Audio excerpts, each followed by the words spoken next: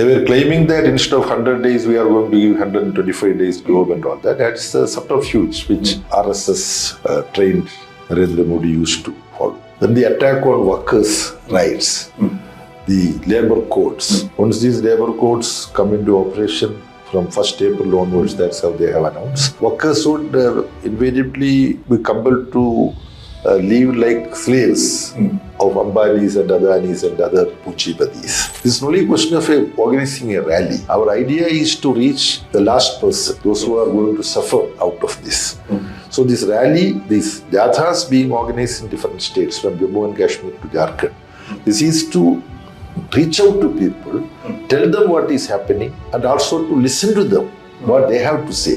The first time they had to shut down the Annapurna temple food serving system. They had to close down because of USA and Zionist Israel attacking Iran, and the entire supply chain got disrupted. And you are right, but that is how this had happened. And Narendra Modi is supporting Netanyahu and Donald Trump. He is not speaking a word against the unlawful unilateral attack on Iran.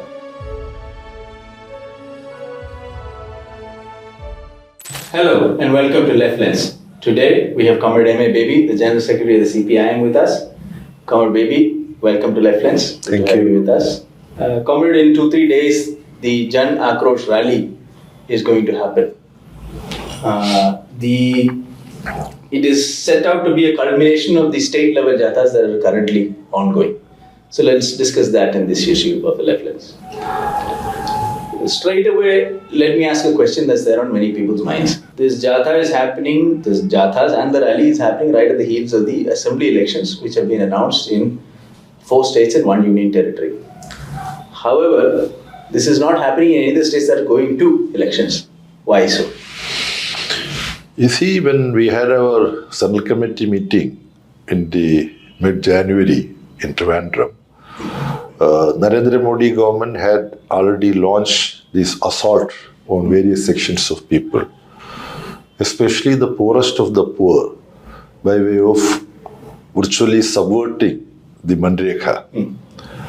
They were claiming that instead of 100 days, we are going to give 125 days globe and all that. That's a subterfuge which RSS trained Narendra Modi used to follow. Then the attack on workers' rights, the labor codes.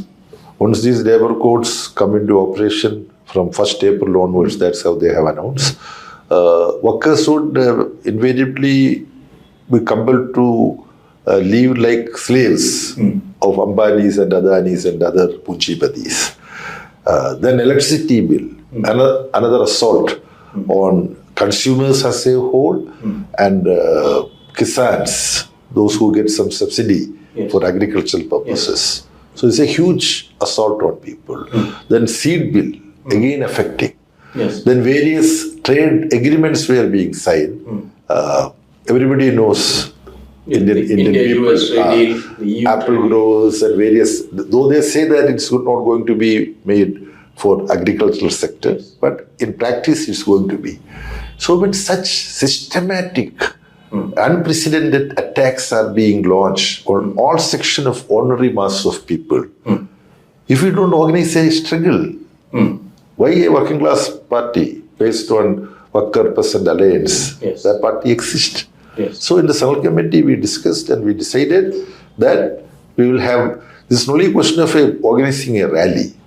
Our idea is to reach the last person, those who are going to suffer out of this. So this rally, these jathas being organized in different states from Jammu and Kashmir to Jharkhand, this is to reach out to people, tell them what is happening and also to listen to them, what they have to say. This is how this is being organized. Then in election-oriented states, in connection with the election campaign, we take up these issues. So this is how we have come to this list. So what is the party hoping to achieve by conducting these jathas and this rally?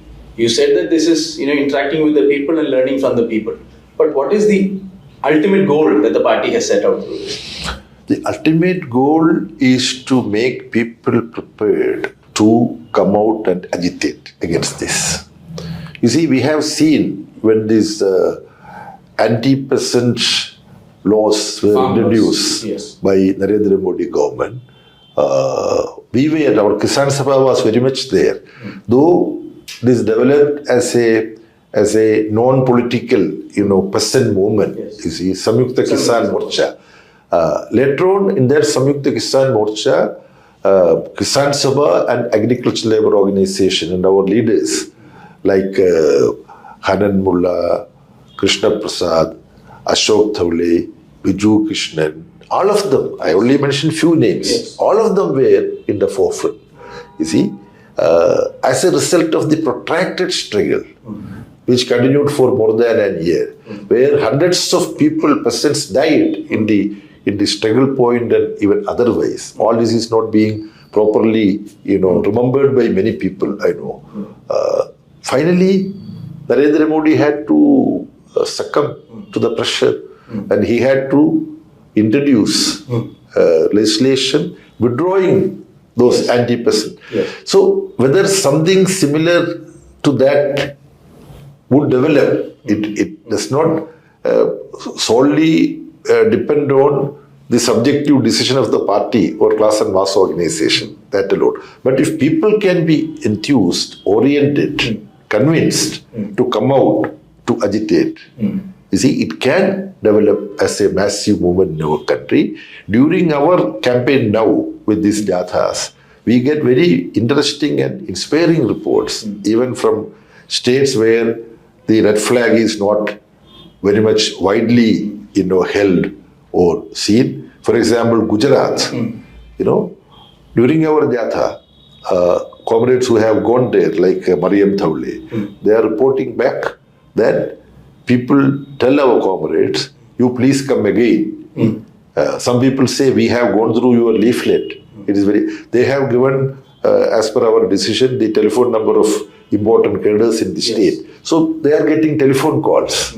So this is happening, something very interesting. Then Comrade Taban Sen was saying in Chhattisgarh, some popular movement on land issue. Yes. Because to hand over precious lands where a lot of wealthy mineral deposits are there, people are getting organized and resisting this. And spontaneously, when we go with red flag, they come and they want coordination with the party and organization. So something very positive is happening in different parts of our country, especially in the North Indian belt, which would be something on which party would be able to build, class and mass organization would be able to build up in the coming days. You mentioned the farm laws and the experience of the struggle which led to the government being forced to introduce a legislation which called them back. I'll come back to that, but because you mentioned the experience in some of the states, how many jathas have you been able to attend? How many states have you been able to attend? And for you personally, what has the feedback been like?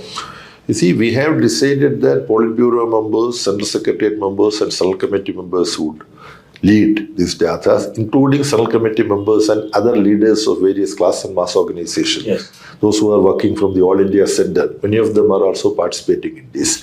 I was not supposed to participate in any jatha, but in my mind I have decided that I should try to visit as many jathas as possible. Yes. I could only put that into practice in the case of Uttar Pradesh. I went to Chakia. That is some 60 kilometers away from Varanasi, Prime Minister's. So this travel was highly, educative.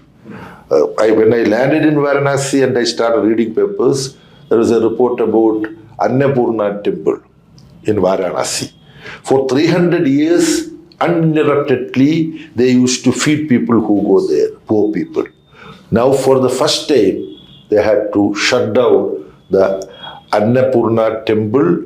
Annapurna means Anna is food. That temple food serving system, they had to close down because of the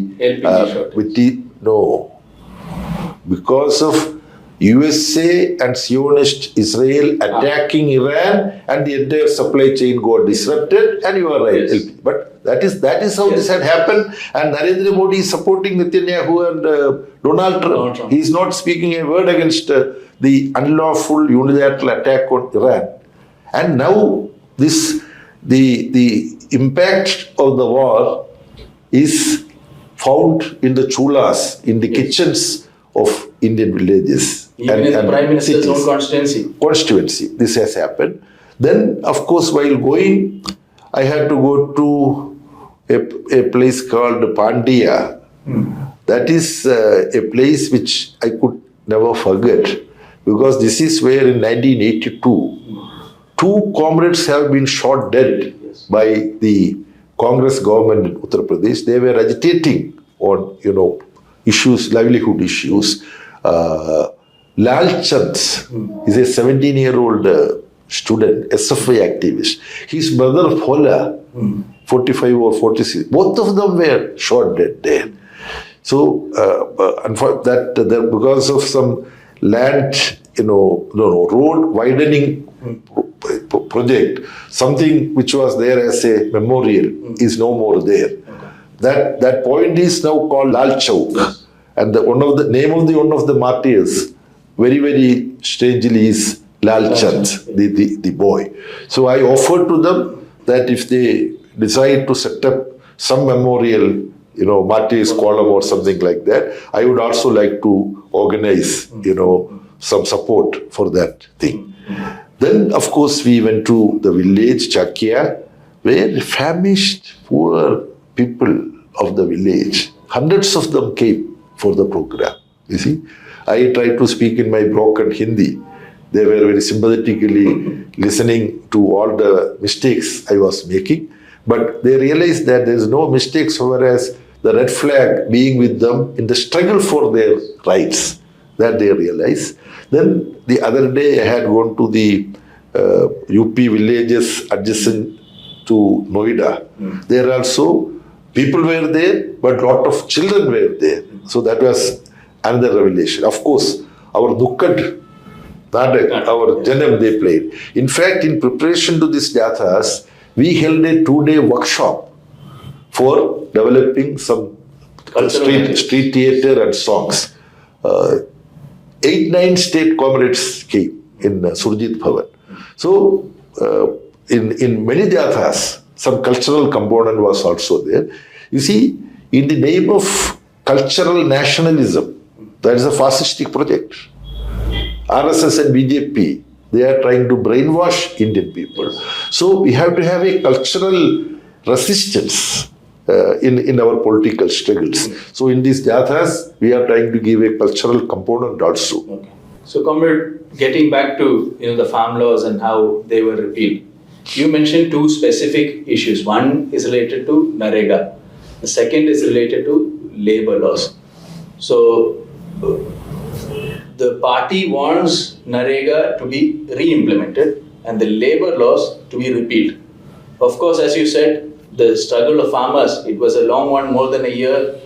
So, are we going to see such long struggles for the repealing of the labor codes and for the reenactment of Narega? Is the party thinking about something like that? You see, certain things, as Lenin once said, there would be decades when inspiring revolutionary things may not happen. Then there would be weeks when such inspiring things may develop. Yes. Society also play an important role. The subjective factor, what party and class and mass organization in which communist comrades are working, they also have to contribute towards making people informed about this, taking people into conference, listening to them and all that. We want to take this work seriously. How this would evolve in the coming days, we have to wait and see. Now you see this labor code, it is in fact in concurrent list, labor-related issues. So union government cannot unilaterally implement it. The LDF government of Kerala declared that labor code will not be implemented in Kerala. So such resistance can have. Now Tamilnadu government appointed Justice Kurian Joseph committee to study union-state relationships. The first part of the report has come out. So what I mention is, in brief, various things are happening in a huge subcontinent like India. In Kerala, the LDF government has taken a bold position. Tamilnadu, something happened.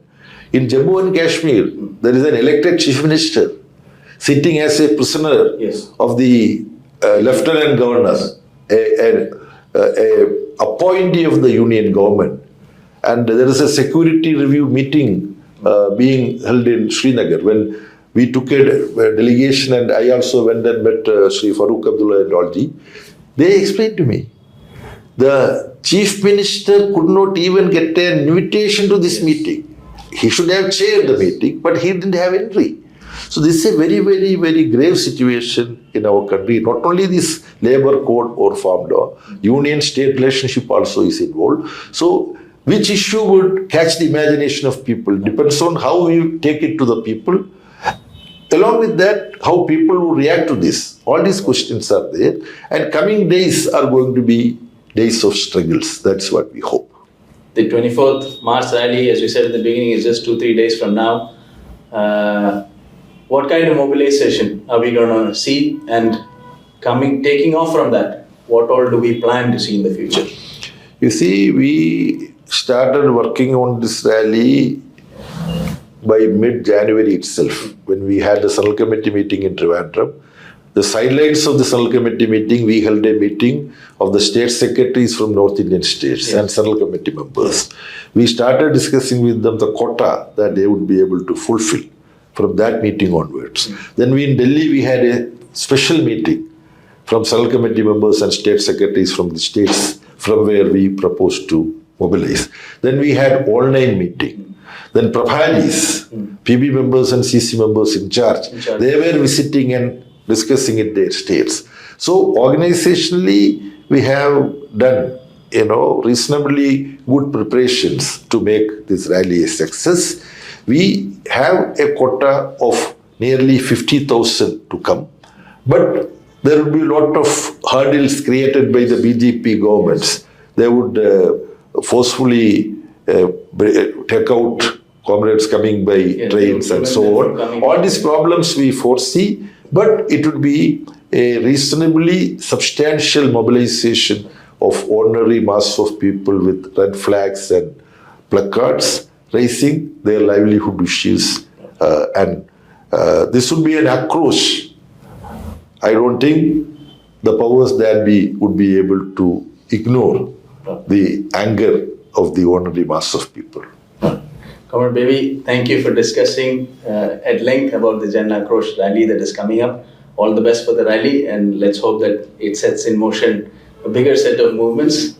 With that, we will wind up this episode of Letness. Thank you.